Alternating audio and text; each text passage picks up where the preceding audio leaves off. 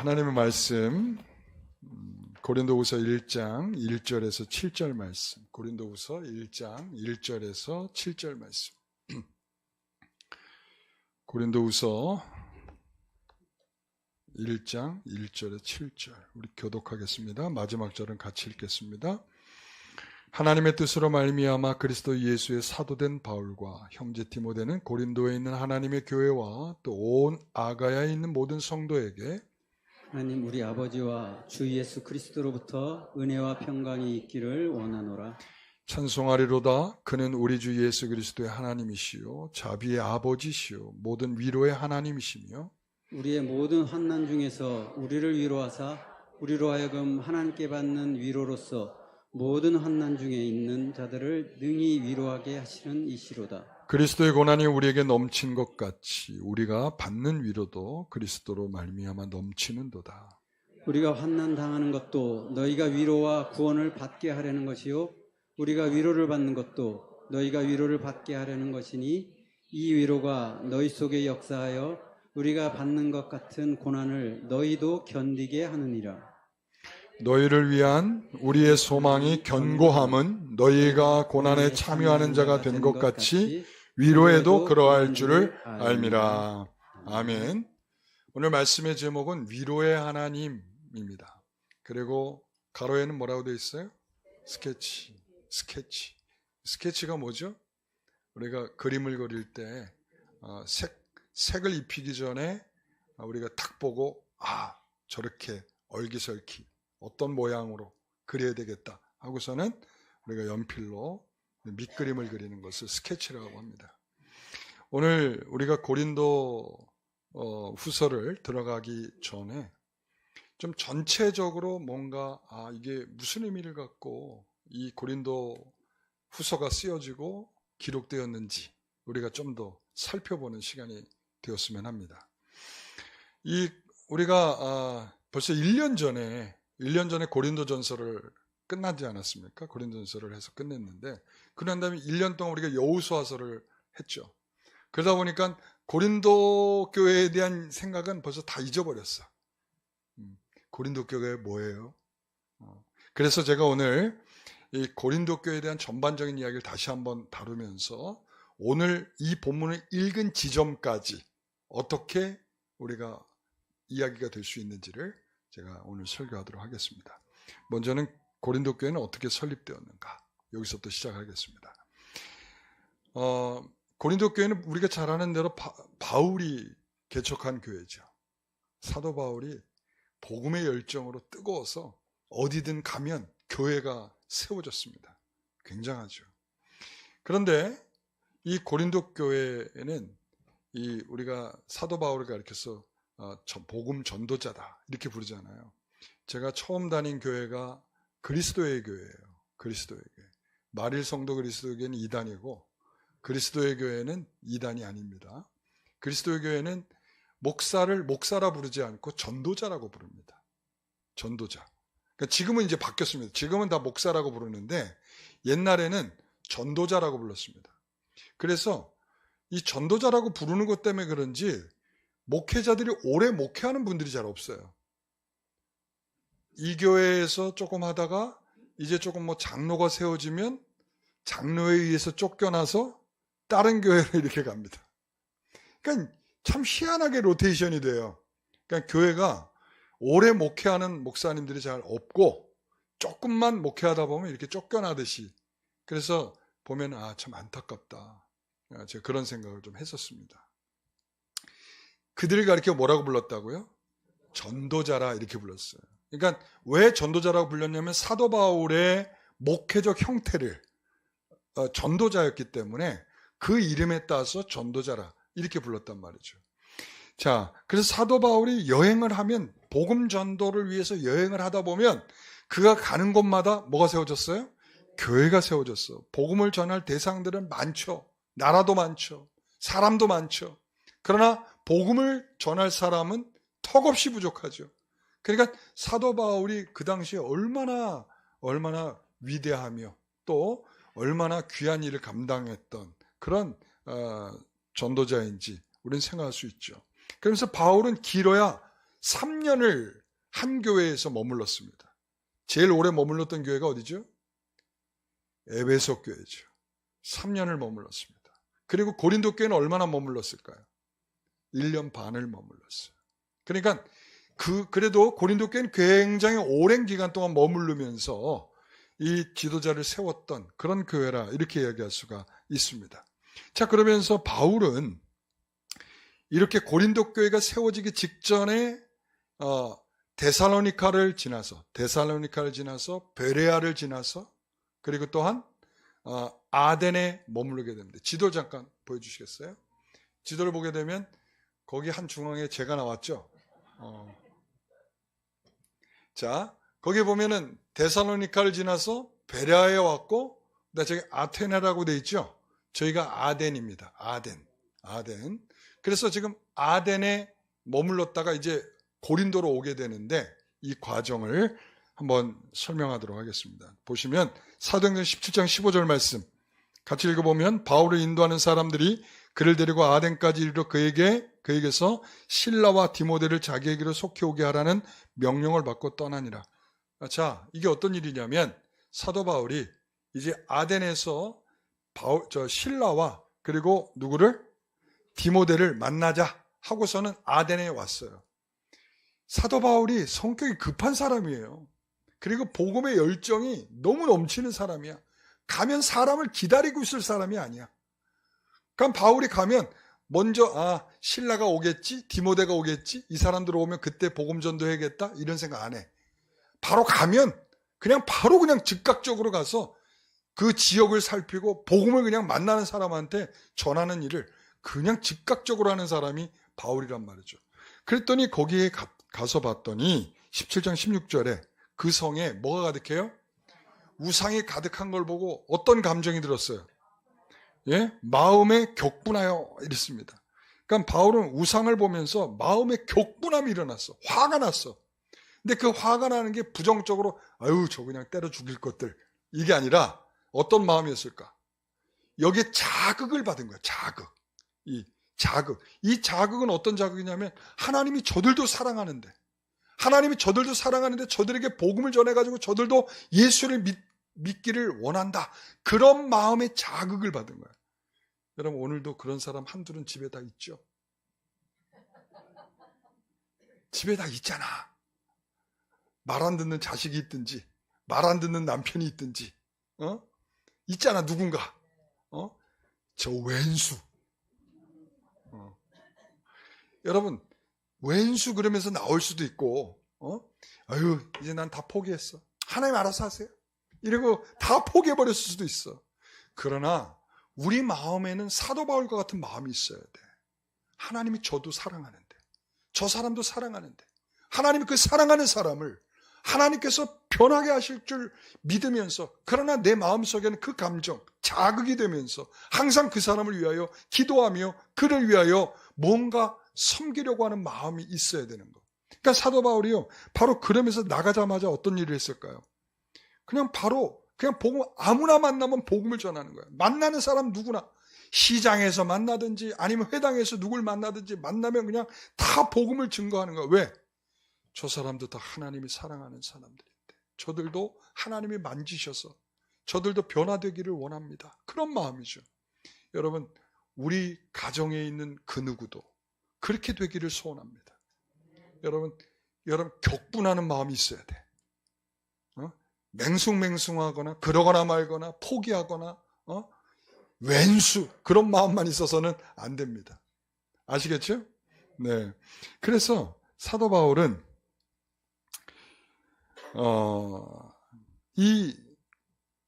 사도 바울이 받은 이 건강한 자극은 신앙인으로서 너무나도 자연스러운 일이죠. 그러니까 이 신앙의 자극은 저는 한편으로 보면 이렇게 생각해요. 다메섹에서 그가 주님을 만났잖아요. 근데 그가 주님을 만나려고 해서 만났을까요? 오늘 우리처럼 교회에 와가지고 오늘 주님 만나고 싶어요 이래갖고 만난 걸까요? 아니죠. 전혀 다른 삶을 살았어. 전혀 예수 그리스도와는 전혀 관계없는 삶을 살았어. 오히려 예수 그리스도를 믿는 사람 보면 확 그냥 잡아다가 옥에다 가두고 싶은 마음으로 다메섹을 향하여 가고 있었어. 그러니까 그렇게 가던 자기를 하나님이 어떻게 하셨냐면 자기를 꺾으셨어. 눈을 가리시고 눈을 멀게 하시고 그냥 바닥에 고꾸라지도록, 그리고는 직접 오셔가지고, 누가? 우리 부활하신 주님께서 직접 오셔가지고, 야, 나 살았어. 나 부활했다. 잘 봐라. 그러니까 180도 다른 삶으로 그를 끌어내서 하나님을 믿는 사람으로, 예수 그리스도의 부활을 증거할 수 있는 사람으로 하나님께서 그를 어떻게 하셨어요? 그를 180도 만드셨죠. 바울은 이걸 경험하는 거야. 그러니까 이 경험이 있다 보니까 너 왜 안 믿어? 그러면서 화를 내는 게 아니라, 하나님 저도 사랑하는 사람이잖아요. 하나님 저 사람을 하나님께서 변하게 하셔서 저 마음을 만져주셔서 하나님 역사를 나타내 주십시오 라고 화를 내는 거예요. 여러분, 이게 있어야 된다. 그래서 제가 한 선교사님이 있는데, 이 선교사님이 가족이 다 선교지로 들어갔어요. 우리 다 그러죠. 가족이 다 들어가잖아요. 선교지에 들어갔는데 총기 사고로 우리 남편 되는 선교사님이 돌아가셨어요. 그래서 이제 선교본부에서는 어떤 생각을 했냐면, 이제 저 가정은 돌아오겠다 생각을 했겠죠. 당연하지, 돌아오겠죠. 그죠? 아니, 거기서 남편이 희생되고 남편이 그 지역 사람들에 의해서 총에 맞아 죽었는데 그 사람한테 가서 복음을 전한다는 게 말이 되겠어요? 일단 두렵겠지. 사람이 얼마나 두렵겠어. 저 사람이 언제 나한테 총을 꺼내가지고 나를 총을 쏠지 어떻게 알겠어요? 그러니까 두렵지. 사람이 두렵지. 그 나라 사람들이 두렵지. 그런데 그분이 하는 말 뭐라고 그랬을까요? 제가 남편과 손을 꼭 잡고 이 나라에 왔습니다. 그리고 하나님께서 저들을 내 마음에 사랑하도록 주셨습니다.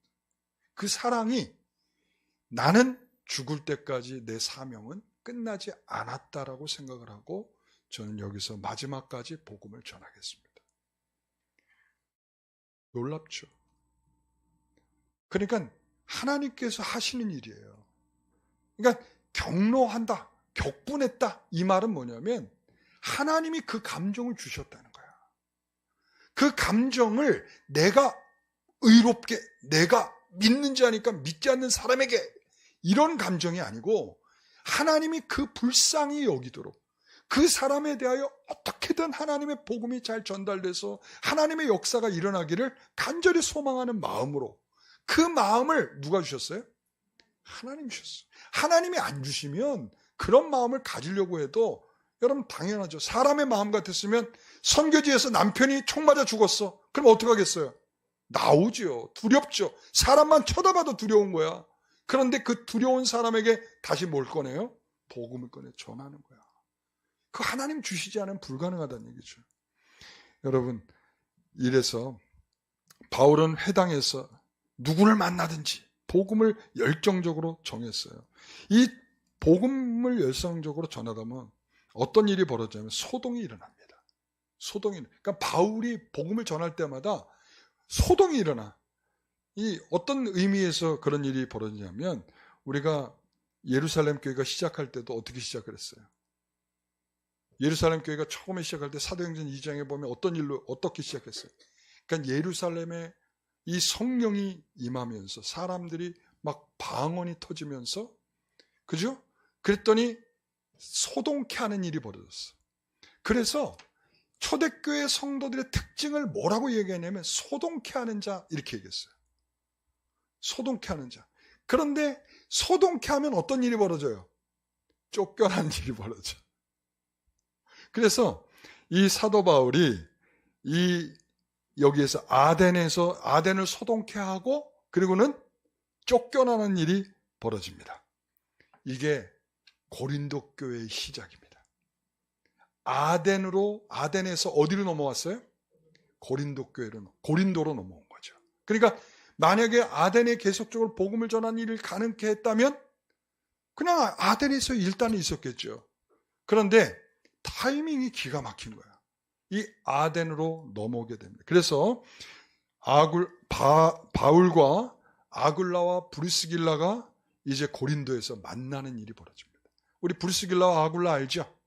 이 바울을 협력해가지고 섬겼던, 고린도 교회를 세웠던 굉장히 중요한 인물들이죠.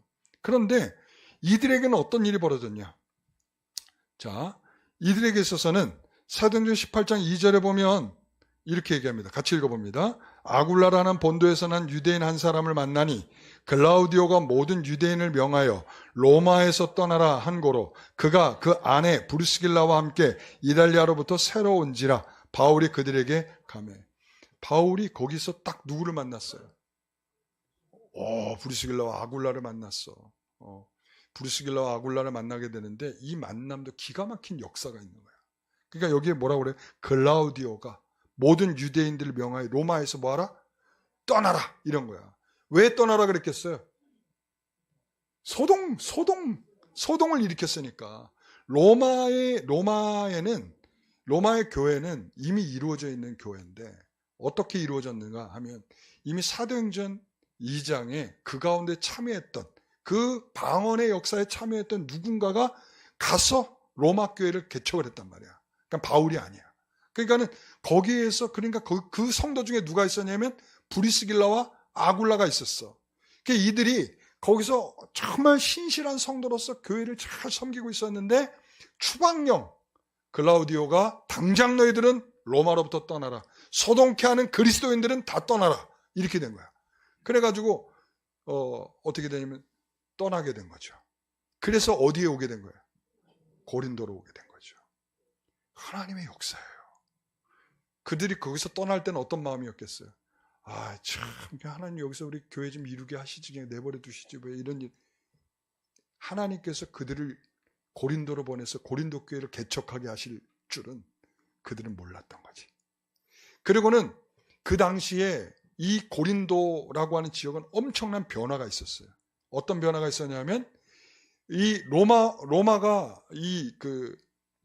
로마와 고린도가 전쟁을 벌여서 고린도가 폐허가 됐어. 폐허가 된 채로 100년 동안 있었어요. 그러다가 이제 여기가 재개발이 된 거야.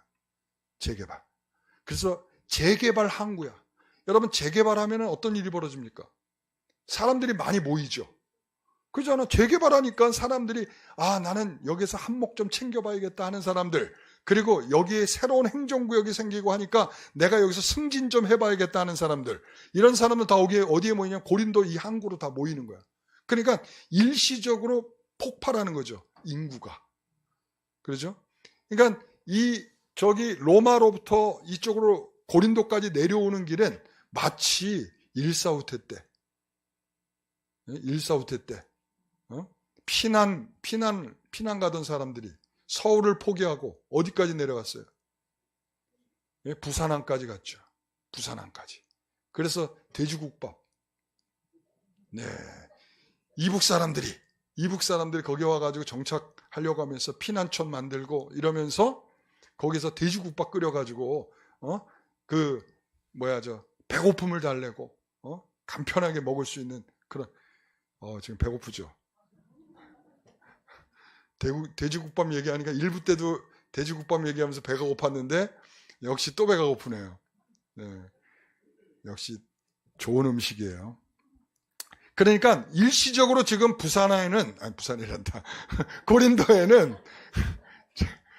제 마음은 지금 부산에 가 있어요. 이 고린도에는 일시적으로 이 인구가 늘어날 수밖에 없는 사정이 크게 두 가지가 있었던 거지. 하나는 그리스도인들이 로마에서 쫓겨나서 고린도까지 내려오게 된 거. 그 다음 또 하나는 지금 항구가 그동안에 폐허처럼 있다가 재개발로 엄청난 지금 사람들이 많이 모이게 되는 이유가 있었다는 거지. 자, 그래서 여기에 호황을 누리게 되는 사람들이 있죠. 그렇죠? 항상 어떤 일에는 개발 붐이 일어나면 거기에 누구는 떴다방같이 그런 사람이 있단 말이야. 그런데 여기서 뭐가 필요했냐면 집이 필요한 거야.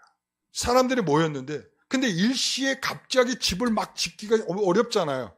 그러니까 뭘로 집을 대신했냐면 천막으로 집을 대신하는 거야. 그러니까 브리스길라와 아굴라는 흥하게 된 거지. 잘 된 거지.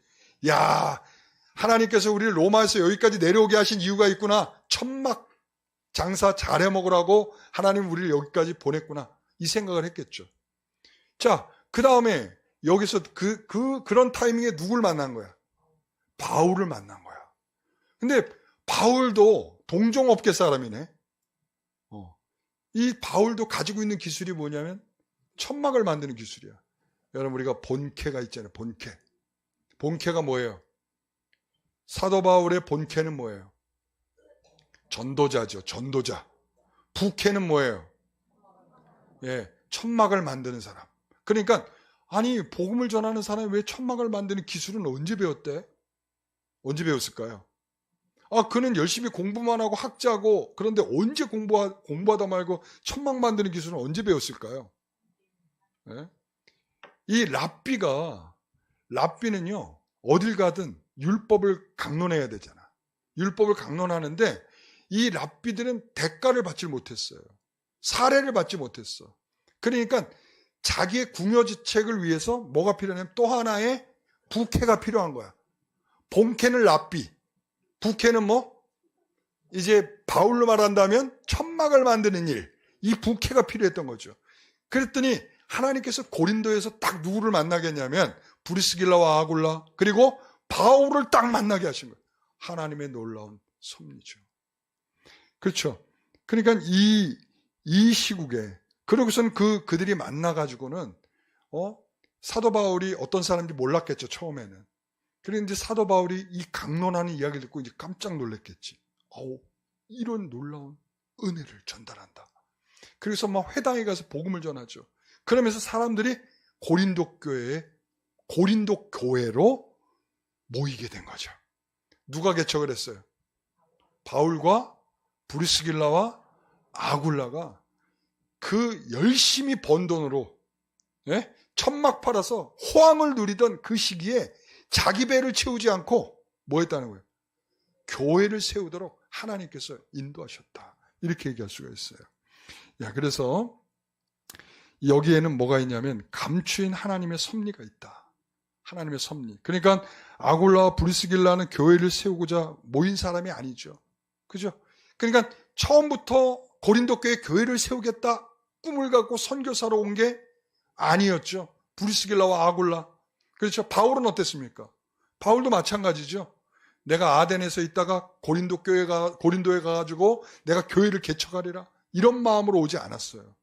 그런데 하나님의 섭리는 뭐냐면 이렇게 동종업계, 그리고 지금 사회적으로 정말 필요한 업종의 사람들을 하나님께서 탁 모이게 하셔서, 그리고 하나님께서는 교회를 세우는 일을 위하여 하나님 놀랍게 역사하셨다. 이렇게 얘기할 수가 있어요. 여러분, 여기에서 보면 전 이런 생각을 해봅니다. 마치 하나님께서는 이런 거죠. 이 피난 오고 쫓겨나듯이, 우리가 지금 어디까지 지금 왔다 그랬어요? 고린도까지 왔다 그랬죠. 고린도는 남쪽 최단이야. 최남단이야. 그러니까 제가 아까 그래서 부산에 피난 온 곳과 같다라고 제가 이 말씀드린 게 뭐냐면 모서리까지 밀려버린 거예요. 그러니까 자기의 자의에 의해서 간 거 아니라 몰려서 어디까지 왔다는 거예요? 고린도까지 왔다. 그런데 그 모서리까지 몰린 상황에서 하나님의 섭리는 모서리까지 몰리는 것으로 끝내지 않고 하나님께서 그 가운데 교회를 세우도록 하나님의 역사를 준비해두고 계셨다는 사실입니다. 여러분, 바로 여기에 우리가 마음이 있어야 합니다. 여러분, 우리가 지금 이 고린도 교회는 고난에 대한 이야기가 굉장히 많습니다. 그런데 고난을 통해서, 고난 속에서 하나님의 위로가 있다는 사실을 굉장히 강조합니다. 그게 뭐냐면 모서리까지 몰린 인생들에게 들려주시려고 하는 하나님의 굉장한 은혜의 위로가 담겨 있다. 이렇게 얘기할 수가 있는 것입니다. 자, 그래서 이제 교회가 세워졌습니다. 그러면서 바울은 에베소에서 4차례의 편지를 보내게 됩니다. 몇 차례요? 우리 성경에는 2개밖에 없는데? 고린도전서, 고린도후서. 그럼 두 번은 언제 있을까요?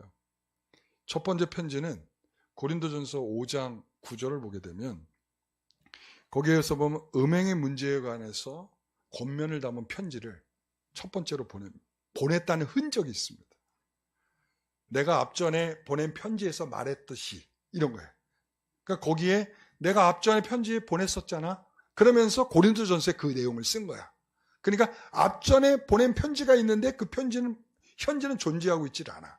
그러나 앞전에 보낸 편지가 있었고, 그 다음에 두 번째는 뭐냐면 고린도전서예요. 고린도전서는 이제 사도 바울이 복음을 전해놓고 교회를 세워놓고 1년 반 후에 나왔어요. 그러고 난 다음에 이제 에베소에 있다 보니까 고린도 교회에 대한 소문이 들릴 거 아니겠어요. 그 교회가 처음에는 잘 되더라. 은사가 막 충만하고 막 열정적이고 교회가 잘 돼가더라 그랬는데 점점 어떤 일이 벌어졌을까? 그 가운데 여러 문제점들이 생겼어. 파벌의 문제가 생겨, 음행의 문제, 소송의 문제, 결혼의 문제, 우상 제물의 문제, 은사 문제, 부활의 문제, 여러 등등의 문제가 생겼어요. 그러니까 그 문제에 답을 주기 위해서 이 고린도전서를 기록한 거야. 그래서 예를 들자면 파벌의 문제에서 무슨 파가 있어요? 자, 그리스도파, 게바, 아볼로, 바울파. 이게 고린도 후서를 쓰게 되는 이유이기도 해. 왜 그러냐면 바울을 배척하는 사람들이 있었다라고 하는 증거예요. 다른 파 사람들은 바울의 사도를 뜨뜻미지근하게 생각하면서 무슨 사도야? 이런 생각을 하고 있었단 말이야. 그때 사도 바울이 뭐라고 답을 줘요? 심는 자와 물 주는 자가 있어. 그러나 그들이 자라게 하는 게 아니고 자라게 하시는 분은 누구야? 하나님이야. 그러니까 바울이 중요한 게 아니고 아볼로가 중요한 게 아니고 누가 중요하다? 하나님이 하시는 일이다. 그 다음 두 번째 뭐야? 음행의 문제. 음행의 문제에 대해서 당시 고린도 성도들은 계모와 창녀들과 이 관계를 맺으면서 그런 것도 거기에 대해 죄의식도 없었어. 그러니까 거기에 대해서 음행하는 자는 하나님 나라의 유업을 받을 수 없다라고 답을 줬어. 세 번째는 소송의 문제가 있어. 여러분 소송을 가지고 우리 오늘날도 그런 일들이 많아요. 교회에서 해결이 안 되니까 노예로, 노예에서 해결이 안 되니까 총회로, 총회에서도 해결 안 되니까 어디로 가냐면 저기로 가는 거야. 근데 뭐라고 얘기하냐면 이렇게 얘기해. 차라리 불의를 당해라. 불의를 당해라. 그리고 차라리 손해를 봐라. 뭐 처음 듣는 얘기처럼. 제가 고린도전서 설교할 때 다 했잖아요. 차라리 너희들은 불이익을 당하고 차라리 손해를 봐라. 이게 답이에요. 사도 바울의 답이에요. 소송하지 말고. 넷째는 우상제물을 먹는 문제에 대해서 현실적으로 얼마나 중요한 문제겠어요. 이 문제가. 그래서 다 먹어도 괜찮다. 바울은 그렇게 얘기해요. 다 먹어도 괜찮다. 그러나 누군가가 그거 제물에 놓았던 음식인데요. 그러면 먹지 마라. 연약한 자들을 위해서 먹지 않음이 덕스럽다. 이렇게 얘기를 하죠. 그 다음에 은사의 문제는 개인보다 공동체가 중요하다. 너 혼자 막 은사할 줄 안다고 막 그 은사를 혼자 막 그러다가 성도를 실족시키지 말고 이 공동체를 위해서 질서대로 할 줄 알아야 된다. 그렇게 얘기하고, 그 다음에 부활에 대한 문제에 대해서 당시 예수님의 부활의 역사성을 강조하면서 예수님이 부활하셨다면 그 이후에 올 죽은 자들 모든 다 뭐한다? 부활한다. 이렇게 이제 답을 줬어요. 자, 이렇게 두 번째 편지를 쓰고 난 다음에 이 세 번째 편지를 쓰게 되는데 바울은 고린도전서를 보내고 난 다음에 고린도를 한번 방문을 했어요. 고린도를 방문했더니 거기서 사도 바울이 엄청 시험 들고 왔어.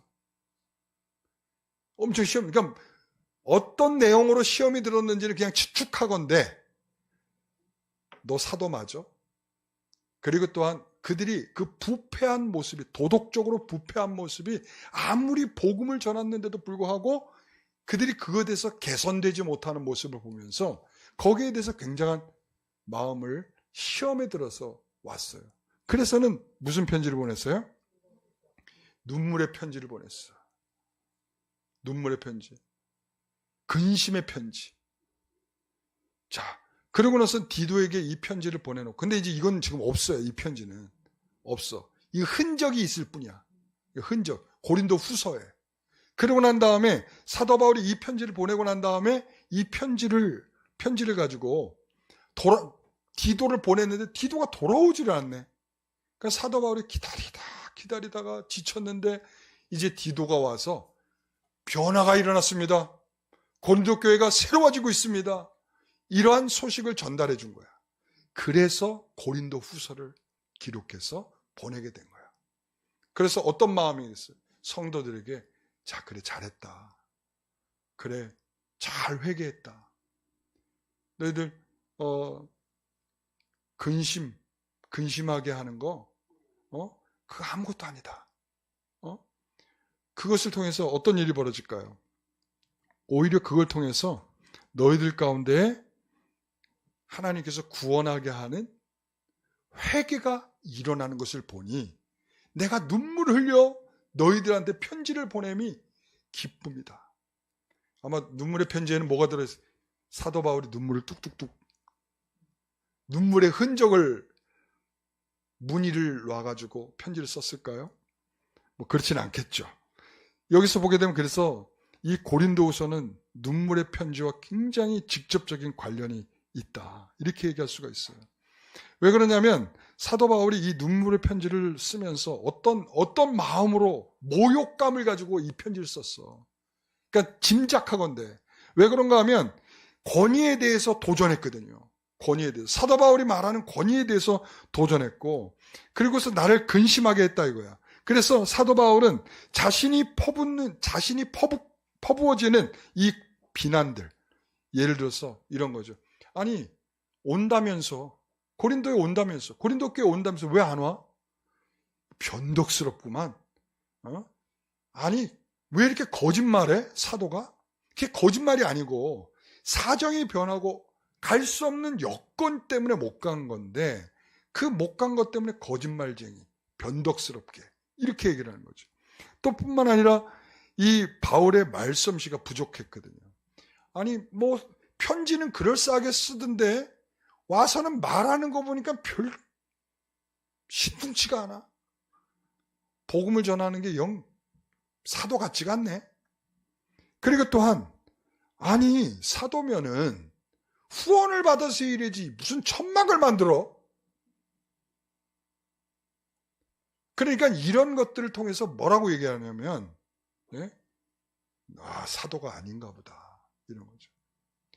그러니까 이런 감정들이 조금 이해되는 게 이 미국 교회 같은 경우에는 목사들이 전부 다 본캐와 부캐가 있어요.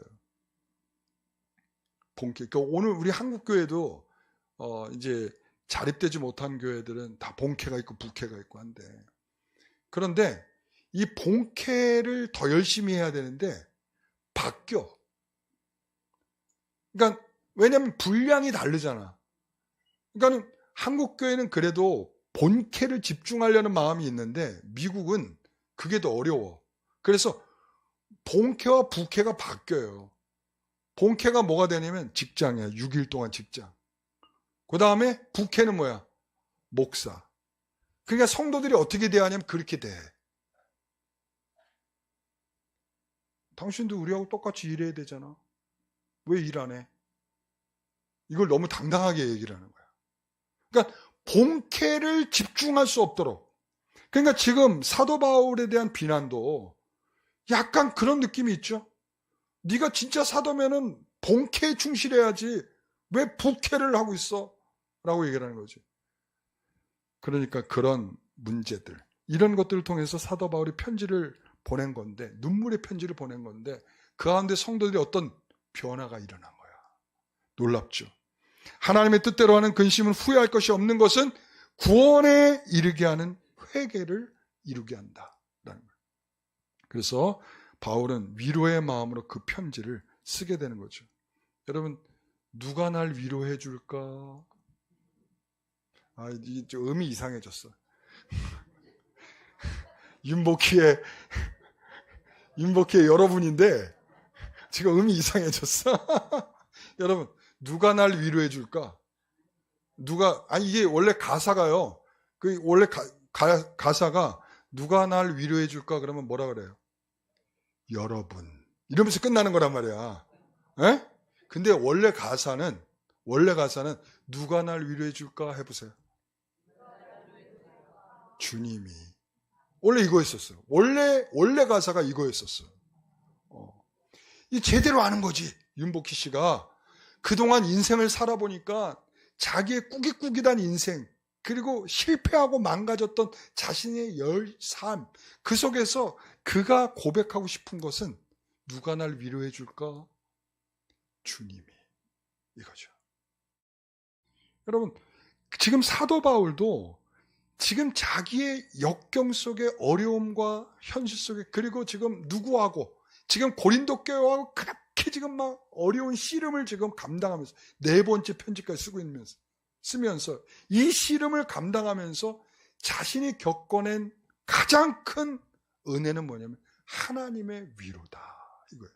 자, 그런 마음으로 3절에서 7절까지 오늘 본문을 다시 한번 읽어보겠습니다. 찬송하리로다. 그는 우리 주 예수 그리스도의 하나님이시요 자비의 아버지시요 모든 위로의 하나님이시며 우리의 모든 환난 중에서 우리를 위로하사 우리로 하여금 하나님께 받는 위로로서 모든 환난 중에 있는 자들을 능히 위로하게 하시는 이시로다. 그리스도의 고난이 우리에게 넘친 것 같이 우리가 받는 위로도 그리스도로 말미암아 넘치는도다. 우리가 환난 당하는 것도 너희가 위로와 구원을 받게 하려는 것이요 우리가 위로를 받는 것도 너희가 위로를 받게 하려는 것이니 이 위로가 너희 속에 역사하여 우리가 받는 것 같은 고난을 너희도 견디게 하느니라. 너희를 위한 우리의 소망의 견고함은 너희가 고난에 참여하는 자가 된 것 같이 위로에도 그러할 줄 알미라. 아멘. 사도 바울이 구구절절 너희가 고난을 당한 것도 하나님이 너에게 위로를 주기 위함이다. 저는 이 말씀이 굉장히 마음에 와닿아요. 그래서 고린도후서의 전체적인 주제로서 충분하지는 않을 수는 있는데 저는 이렇게 위로의 편지 1장에서 7장에서 13장에서 위로의 말을 건네고 있는 이 위로의 편지라 이렇게 얘기할 수가 있어요. 이 위로는 우리가 상처받거나 어려움 중에 있는 누군가를 달래주는 행위죠. 근데 이 성경적인 위로는 그런 내용도 포함되긴 하지만 영적으로 새로워지는 힘을 주는 위로예요. 하나님께서 너와 함께 하신다. 그 하나님이 너의 아버지시다. 너는 조금도 두려워하지 마라. 네가 지금 겪고 있던 모든 고난은 하나님께서 너에게 주시는 위로를 위한 것이다. 이러한 말을 통해서 그냥 사람의 말로 건네지는 그냥 위로가 아니라 하나님께서 그 마음을 새롭게 해주시는 위로라는 거죠. 저는 여기에 굉장히 의미가 있다 이렇게 생각을 합니다. 사랑하는 성도 여러분, 우리가 겪게 되는 모든 일들은 우연한 일은 없어요. 그 일 속에서 하나님은 우리에게 하나님의 은혜로우신 은혜와 능력을 베풀어 주시길 원해요. 그러면서 우리 성도들을 하나님을 더 의지하는 쪽으로 끌고 가시려고 하는 하나님의 계획이 담겨 있는 거죠. 우리는 하나도 계획하는 것이 되는 대로 없어. 되는 게 없어. 되는 게. 여러분 어때요? 계획한 대로 잘 되십니까? 예? 안 되거든요. 그런데 제가 요즘에 만나는 사람들이 다 계획하는 대로 안 되는 사람들만 만나더라고. 저같이 심근경색, 그 다음에 부정맥, 그 다음에 뇌동맥. 여러분 제가 지금 3가지가 뭐에 대한 건지 아세요? 급사당할 사람들. 가능성이 높은 사람들. 그런데 언제 무슨 일이 벌어져도 문제가 되지 않는 사람들. 그러니까 그래서 그 사람들에게 제일 중요한 게 뭔지 아세요? 고혈압, 당뇨, 그 다음에 고지혈, 담배, 술. 이게 순서대로. 급사당하기 싫으시면 여러분 이것부터 해결을 하셔야 돼. 아시겠죠? 제가 그래서 열심히 지금 하나님께서 내게 은혜를 주시는구나. 제가 심근경색 이후에 더 건강해졌어요. 물론 뭐 한계는 좀 있지만 하나님께서 저에게 주시는 큰 위로는 뭐냐면 하나님이 너와 함께한다. 하나님을 더 의지하라. 저에게 주는 가장 큰 교훈이에요. 하나님을 더 의지하라. 오늘 제가 여러분들에게 드릴 수 있는 위로의 첫 번째는 뭐냐면 하나님을 더 의지하십시오. 오늘 그들의 삶의 다양한 문제들이 그들 가운데 있어서 그들을 힘들게 하고 어려워서 정말 모서리 끝으로 몰린 것 같은 삶이었지만 하나님께서 그들을 가장 좋은 자리에 은혜롭게 기회를 주셔서 만들어 가시는 역사를 경험케 하신 거죠. 사도 바울은 그걸 믿고 있는 거예요.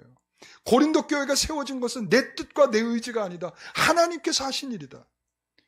오늘 제가 그 생각을 하거든요. 제가 인천에서 목회할 생각 안 했어요. 전 서울에서 40몇 년을 살았고 그래서 저는 서울에서 목회할 거라고 생각을 했어요. 근데 어느 날 보니까 제가 인천에 와 있더라고요. 인천의 성월교회에서 있다가 그리고는 어느 날 보니까 영광교회 제가 와 있더라고요. 담임 목사로. 그래서 지금 벌써 13년이 됐어요. 한 번도 계획한 적이 없어요. 제가 인천에서 목회하리라. 근데 제가 논현동에 와 있더라고요. 만수동에 있었는데 논현동에 어느 중간에 와 있는 거야. 계획한 바가 한 번도 계획한 적이 없어요. 난 논현동에 가서 해야지. 해본 적이 없어요. 그런데 여기 와보니까 마치 우리를 만나기로 기다렸던 것 같은 사람들이 오더라고요. 저는 여기에 굉장히 은혜가 있다. 고린도 교회가 바로 그렇게 세워진 교회고 그런 은혜가 있고 하나님은 그런 위로를 오늘 고린도 교회뿐만 아니라 우리에게도 주시기를 원하고 계시다. 오늘 사랑하는 성도 여러분, 우리는 어쩌다 그냥 만난 사이가 아니야. 하나님의 깊은 경륜 속에서 하나님이 이리저리 헤쳐내시고 이리저리 얽히설겨서 오늘 저와 여러분들이 이 자리에서 만나서 서로 웃고 제가 말씀을 전하고 여러분들이 여기서 말씀을 듣고 이렇게 해서 오늘 여러분과 제가 한 하모니를 이루고 있는 것이죠. 오늘 그런 은혜를 위로의 하나님께서 저와 여러분에게 주기를 간절히 소망하고 계십니다. 기도하겠습니다. 하나님 아버지, 참으로 우리가 받는 위로도 그리스도로 말미암아 넘치는 것이니 그리스도로 말미암는 위로는 고난 끝에만 있는 것이 아니고 고난받는 도중에도 동반되는 것인 줄 믿습니다. 우리가 지금 삶이 어떤 삶을 살고 있는지에 대한 분명한 이해를 갖게 하시고 그 가운데 우리에게 위로를 주시려고 함께 하시는 하나님의 은혜가 어떻게 충만하게 있는지를 깊이 깨닫는 우리 모든 성도와 제가 되게 하옵소서. 모든 거 하나님 앞에 감사하며 예수님의 이름으로 기도하옵나이다.